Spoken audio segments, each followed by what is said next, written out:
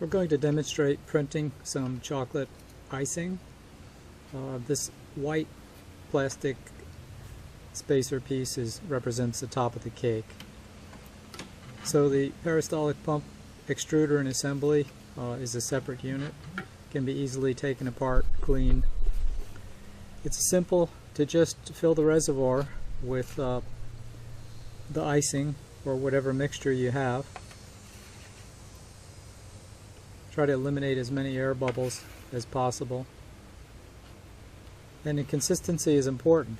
This particular setup is not gravity fed, but it's fed directly from the peristaltic pump. Unlike most of the other food options where you have a syringe and you're pressure fed.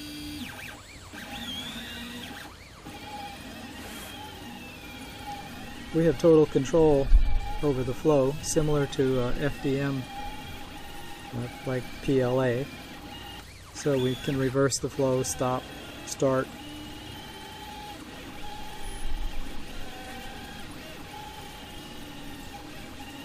And we can go to whatever layer height is necessary depending on the consistency of the mixture.